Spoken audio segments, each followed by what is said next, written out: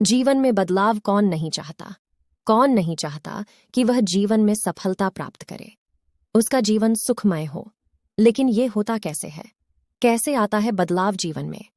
आइए जानते हैं इस बदलाव की कहानी में। एक गांव में एक व्यक्ति रहता था जो अपने जीवन को लेकर बहुत चिंतित रहता था। उसे लगता था कि उसके जीवन में एक बड़ा बदलाव आना चाहिए, जिससे उसे जीवन में किसी भी तरह की परेशानी न रहे। उसके पास खूब धन हो और उसकी खूब प्रसिद्धि हो, वह जहां जाए उसे सम्मान मिले। परंतु उसके जीवन में कुछ भी नहीं बदल रहा था, क्योंकि वह कुछ करने की जगह बस सही समय का इंतजार कर रहा था और समय उसके कुछ करने का इंतजार कर रहा था। उसकी इसी आदत के कारण उसका मन दुखी रहने लगा। उसके मन में नकारात्मक विचारों का वास होने लगा। उसे हर चीज में कमी नजर आने लगी। जब भी वह कुछ करने का मन बनाता तो अचानक उसके मन में विचार आता कि शायद ये काम सही ढंग से नहीं हो पाएगा। उसे लगने लगा शायद वह कुछ करने लायक ही नहीं है। इसका परिणाम यह हुआ कि उसका जीवन पहले से भी ज्यादा दुखमय हो गया। उसे समझ नहीं आ रहा था कि वह इस परिस्थिति से कैसे बाहर निकले, कैसे वह कोई ऐसा काम करे जिसमें वह सफल हो सके। दिन बीतते जा रहे थे, लेकिन उसे अपनी इस समस्या का कोई समाधान नहीं मिल रहा था। उसी दौरान उनके गांव में एक साधु आए, जिनकी प्रसिद्धि दूर दूर तक थी।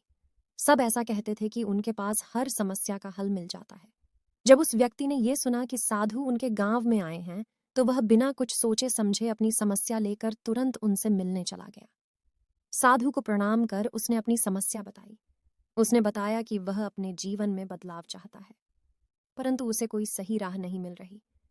इसी कारण उसके मन में नकारात्मक विचार आते रहते हैं और दुख हमेशा उसे घेरे रहता है। कोई काम करने जाता हूं तो मन में उसकी विफलता का विचार पहले ही आ जाता है।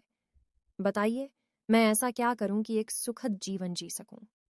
साधु ने पूरी बात सुनी और उस व्यक्ति को दूसरे दिन उसे सूर्योदय के समय आने के लिए कहा। दूसरे दिन वह व्यक्ति उन साधु के पास जा पहुंचा।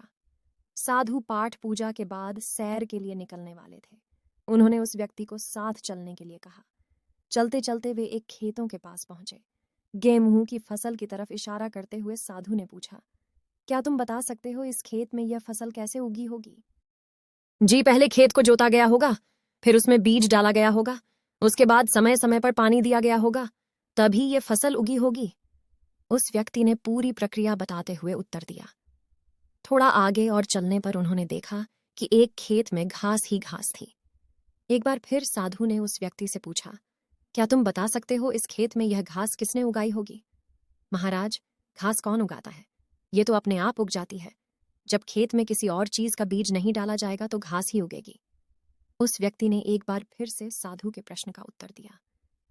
बस, तुम्हारे इन्हीं उत्तरों में तुम्हारी समस्या का हल छिपा है।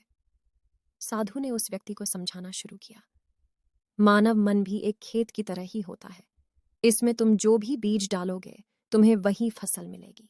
अगर तुम इस पर काम करते रहोगे, इसमें सकारात्मकता के बीज बोते रहोगे, तो ये तुम्हें सफलता की ओर बढ़ाएगा। और यदि तुम अपने भविष्य की चिंता में वर्तमान का समय भी नष्ट करोगे, तो दिमाग में नकारात्मकता की वृद्धि होगी। बदलाव तभी संभव है जब हम व्यर्थ की चिंता को छोड़कर और सही समय की प्रतीक्षा न करते हुए अपने वर्तमान में ही वो करें जो हमें करना है। उस व्यक्ति को ये बात समझ में आ गई कि अगर मन को सही दिशा में लगाना है तो उसे सही दिशा की तरफ बढ़ाना होगा। मन रूपी खेत का सही प्रयोग ही जीवन में बदलाव ला सकता है। इसे खाली छोड़ देने से इस पर आलस और नकारात्मकता अपनी सत्ता जमा लेते हैं।